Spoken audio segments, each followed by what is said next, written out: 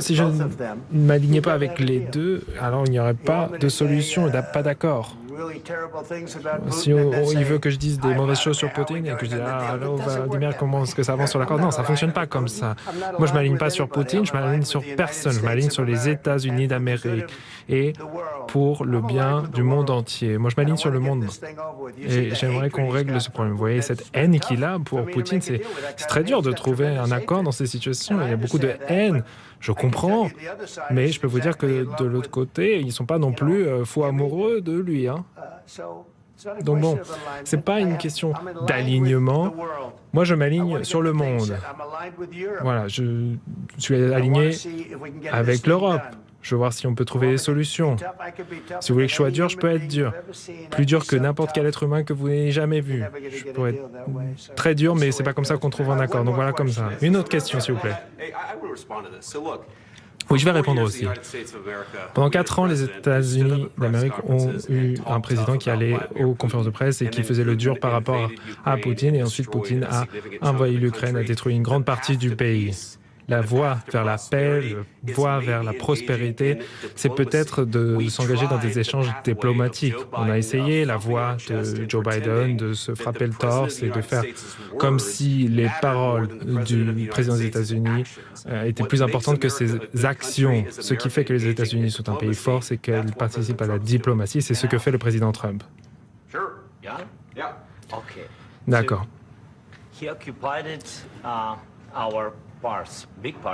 Alors, il est venu occuper une grande partie de notre pays, la Crimée, à l'est du pays.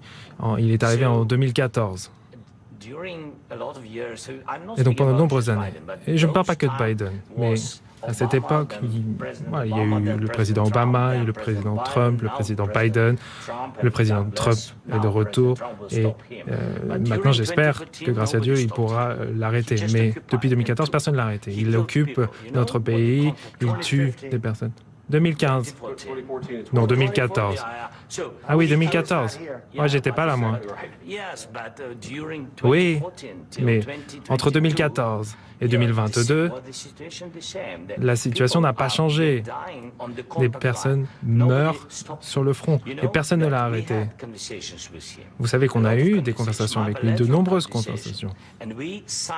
Et on a signé avec lui, moi j'ai signé avec lui, quand je suis devenu président en 2019, un accord.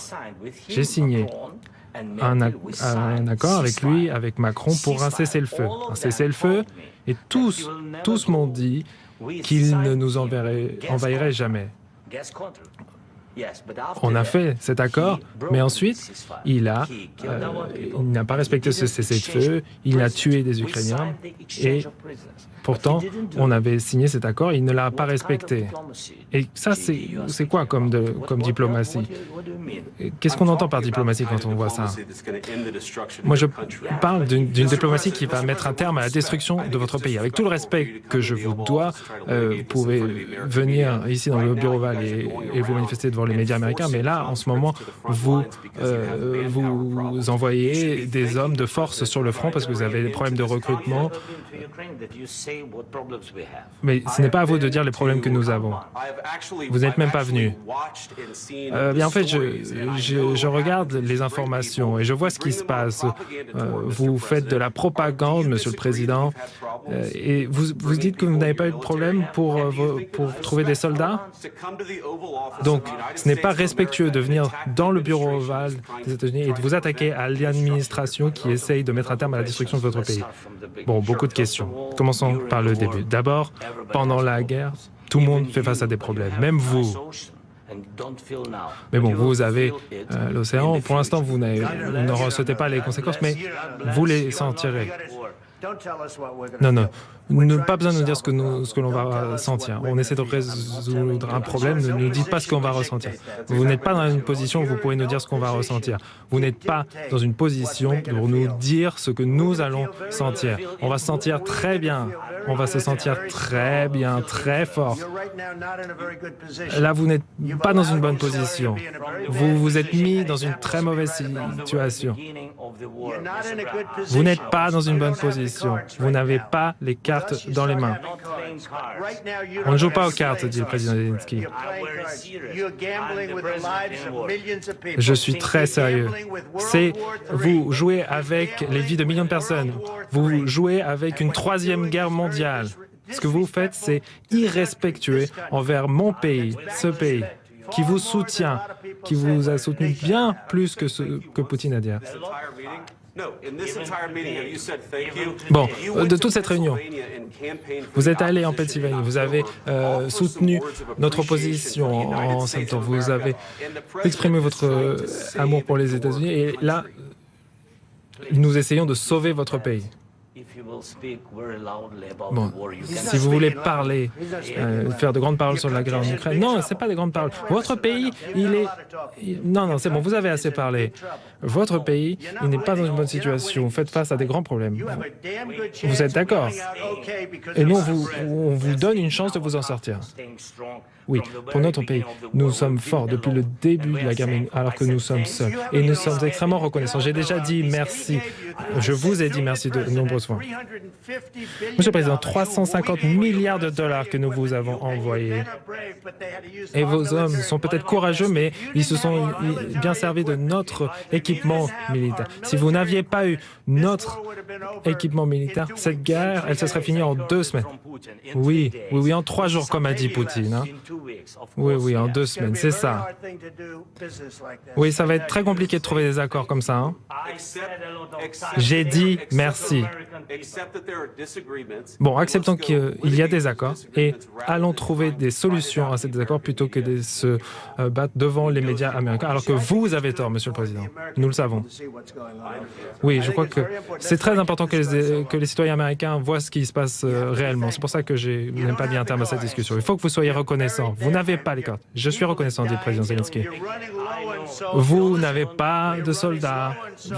Vous manquez de soldats.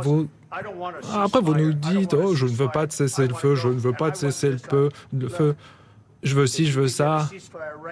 Écoutez, s'il y a un cessez-le-feu, maintenant, si on pouvait vous le donner, vous le prendriez parce que les balles arrêteraient de siffler et les gens arrêteraient de mourir. Bien sûr, nous voulons arrêter la guerre, dit le président Zelensky. Mais il nous faut des garanties. Oui, mais un cessez-le-feu, c'est plus facile qu'un accord. Demandez-leur ce qu'ils veulent aux Ukrainiens. Oh, ça, c'était pas moi. Hein. Ça, c'était Biden, un type qui n'était pas très intelligent. Oh, pardon. C'était Obama et qui vous a donné des équipements. Moi aussi, je vous ai envoyé les missiles Javelin pour contrer les tanks. Obama, lui, il n'a pas donné grand-chose. Moi, je vous ai donné les missiles Javelin. Donc voilà, il faut être un peu reconnaissant. Vous n'avez pas les cartes en main. Quand on est là, avec nous, vous avez les cartes en main. Mais sans nous, vous ne les avez pas. Ça va être un accord difficile à trouver. Parce qu'il faut changer d'attitude.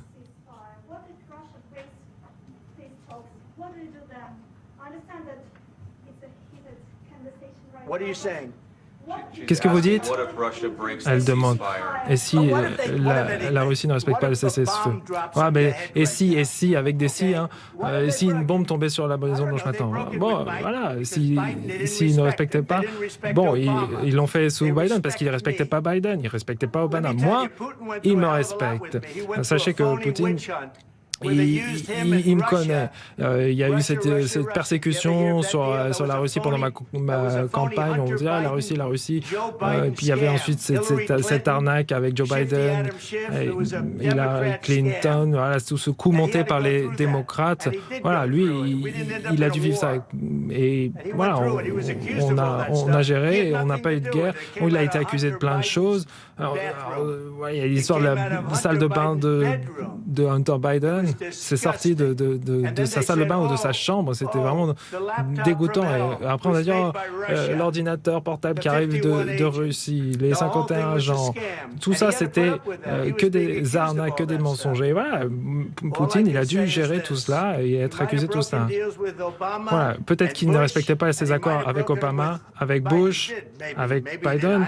Peut-être pas, en fait, je ne sais pas ce qui s'est passé. Mais en tout cas, il respecte ses accords avec moi. Donc, si On peut trouver un accord, je sais qu'il veut faire un accord. Le problème, c'est que voilà, je vous ai donné la possibilité de faire le dur, mais je ne crois pas que vous pourriez faire le dur sans les États-Unis. Et votre peuple, il est très courageux. Mais soit on trouve un accord, soit on se retire. Et si on se retire, vous allez vous retrouver tout seul à vous battre. Et je ne crois pas que ça va être très joli. Mais vous n'avez pas les cartes en main. Mais une fois qu'on aura trouvé cet accord, vous serez dans une meilleure position. Mais là, vous n'avez pas l'air très reconnaissant et c'est pas très sympa. Je dois être honnête, c'est pas très sympa. Voilà, bon, je crois qu'on en a assez vu. Qu'est-ce que vous en pensez, hein? Ça va faire de la bonne télévision, ça. Bien. Nous allons voir ce que nous pouvons faire.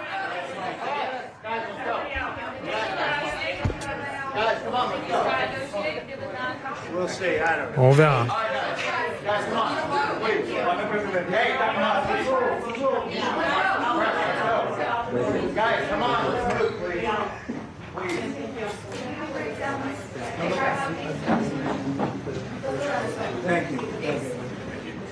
On reste tous sans voix face à ce que l'on vient de découvrir, à savoir un clash, un échange d'une violence J'avais dit juste avant d'entrer en plateau que ça pouvait dans le bureau ovale entre deux dirigeants, l'espèce Donald Trump et Volodymyr Zelensky, l'Ukrainien. Mais c'était pas uniquement un face-à-face, c'était 2 contre 1. Ah oui. C'est-à-dire le président des États-Unis plus son vice-président. Et moi, personnellement, c'est la première fois que je vois ainsi, dans un meeting, dans le bureau ovale, un vice-président intervenir, mettre en cause la fiabilité de l'invité, qui est quand même l'invité de la Maison-Blanche, et qui l'attaque et lui dit qu'il manque de respect à l'égard du peuple américain. Et Trump, vous l'avez vu, qui était fâché, en colère, et qui a fini par dire... Saint-Jean, son interlocuteur, si vous continuez, incroyable. La phrase clé, c'est « si vous continuez, on va vous laisser tomber ». Donc c'est Trump menaçant, en colère. J.D. Vance, le vice-président, qui lui, on l'a vu à Zurich, en Europe, à Munich en Europe, qui sort ses griffes, et qui défend son président face à Zelensky. Donc qui ne subit pas Zelensky, qui ne reste pas sans réagir. C'est ça aussi qui est notable. Vraiment, on se croirait dans un western diplomatique, un vrai duel entre effectivement le petit Ukrainien face au géant américain. Mais la découverte pour Trump et la mauvaise nouvelle pour Trump, c'est qu'on a des Ukrainiens qui résistent. Et c'est ça le fondamental. C'est-à-dire que Zelensky ne peut pas accepter n'importe quoi au nom d'un accord avec Poutine. Et donc, on voit l'opposition qui est extrêmement forte. La question maintenant, c'est une fois que les caméras sont parties, que se passe-t-il? Ils sont censés être en déjeuner de travail désormais. Oui, mais que se passe-t-il? Avant une conférence de presse. Avant le déjeuner, et là, ça va être. Je sais ça pas coupe un peu l'appétit, là. Oui, ils n'ont pas fortement envie de déjeuner. Mais qu'est-ce qui se passe? C'est-à-dire. Qu'est-ce qu'ils peuvent maintenant faire pour rétablir et réparer cet échange? Trump menace. On signe l'accord ou on vous laisse tomber.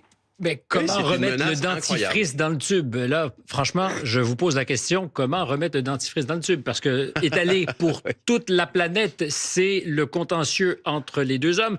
On a vu... Vous soulignez d'ailleurs hors antenne, Stéphane, je me permets de le préciser, le fait que tout cela se déroule sous nos yeux. C'est filmé, c'est un accrochage véritablement face caméra. Sans aucun précédent. Et d'ailleurs, Trump qui se félicitait, disant ça sera de la télévision exceptionnelle. Ça va faire de la bonne télé. Ça va faire de l'audimat, ça va faire de la bonne télé, mais en même temps, c'est une occasion d'être les témoins de ce que peuvent être des échanges qui n'ont rien de diplomatique dans les circonstances, mais auxquels on n'est jamais convié.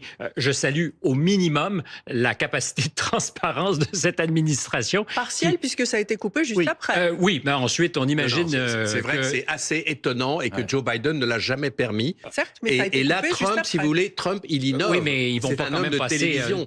C'est la diplomatie en direct, et c'est vrai...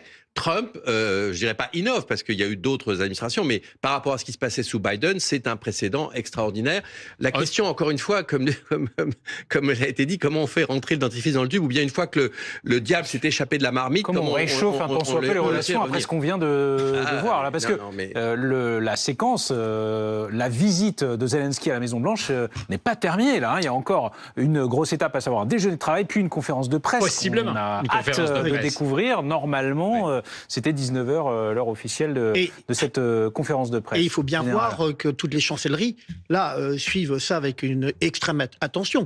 Le sommet de Londres dimanche va être décisive, surtout au regard du ton qui a été employé. Ouais. Mais ça pose aussi un véritable problème pour d'autres pays alliés jusqu'à présent des États-Unis. On peut penser au Japon, on peut penser à la Corée du Sud, qui peuvent s'interroger légitimement sur la nature de la relation qu'ils ont avec Washington. Donc c'est vraiment une bascule et d'une violence diplomatique comme on l'a jamais vu, parce que jusqu'à présent, ça se fait... les portes sont fermées et il y a une forme de consensus. On va dire que ce sont des discussions franches, des discussions qui progressent, mais là, direct. c'était cash. Mais